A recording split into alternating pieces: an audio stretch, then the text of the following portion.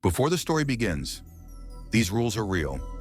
Listen carefully and follow them if you want to stay safe. And don't forget to subscribe. When Daniel Niang inherited his uncle's old farmhouse, he expected dust, silence, and a lot of cleaning. He didn't expect the house to breathe. The place sat alone on a forgotten stretch of road, surrounded by tall trees that blocked out most of the sunlight. The wooden boards groaned under his steps as though the whole structure was shifting, adjusting, reacting. On his first night, Daniel noticed how cold the house got after sunset. A cold that didn't feel natural, not like winter, not like a draft, more like stepping into a room immediately after someone or something had just left. He brushed it off. Old houses make noises. Old houses settle. Old houses have a certain charm, but this charm came with rules. 1. The first rule. Don't look at the window after midnight. On the second night, Daniel found a note taped to the refrigerator. It was written in his uncle's handwriting, shaky but firm. If you hear tapping on the windows after midnight, do not look. Daniel swallowed hard. He checked the front and back windows. All were locked. Maybe his uncle was paranoid. Maybe he had dementia before passing. Maybe the note was old and didn't matter anymore.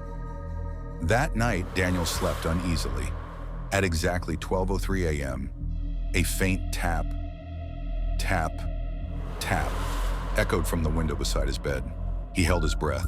The tapping grew slower, as though whoever, or whatever, was outside was dragging their finger across the glass. Soft, deliberate. He remembered the note. He kept his eyes shut. The tapping shifted from one side of the window to the other, like a hand searching for cracks. Then he heard something worse. A low, hoarse whisper. He looked. Daniel didn't move. Don't pretend you're asleep. The voice sounded like someone trying to imitate a human. Someone who had forgotten what humans sound like.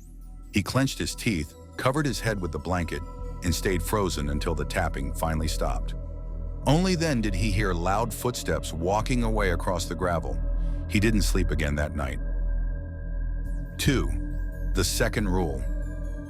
Never open the basement door. The next morning, he found a second note, this one pinned to the wall near the basement. If the basement door knocks, leave it. Do not answer, no matter what voice you hear. Daniel stared at the old wooden door. A heavy lock hung from it, old but still functioning. He put his ear against it. Silence. He locked it again, just to be safe. That evening, as he sat eating canned beans, he heard it. A soft, polite knock from the basement. He froze. Another knock. And then, Daniel, let me out. His blood turned to ice. The voice wasn't his uncle's. It wasn't even close. It was mimicking his cousin, someone Daniel hadn't seen in 5 years. He backed away. I'm stuck, Daniel. Please help me. He didn't respond. Suddenly, the voice changed. The tone distorted, lower, grinding like two stones rubbed together. You were supposed to look last night. Daniel ran up the stairs to his room and slammed the door. He didn't go near the basement again. 3. The third rule. Don't let the house get too quiet. Night after night, the rules repeated themselves. Tap on the window, voice at the basement door, footsteps walking the halls. Daniel started playing music at night. Low, steady, constant, because the house reacted when it was completely quiet.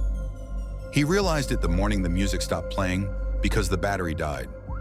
As soon as the house fell silent, he heard breathing behind him. Slow, wet, deep. He turned around, heart pounding. Nothing. But the breathing continued.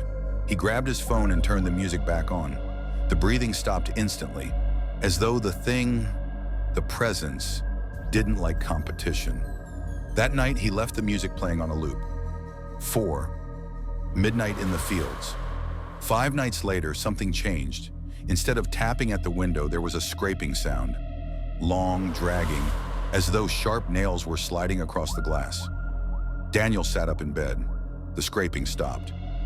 Then a soft voice said, "I can see you." His heart dropped. He hadn't moved the curtains.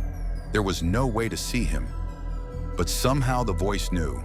A second voice joined it, deeper, echoing unnaturally. "You're awake." A third voice now, childlike, giggling. "We're waiting." Daniel couldn't breathe. Then he heard footsteps moving around the outside of the house. Not walking, crawling. Thank you for watching. Subscribe for coming video.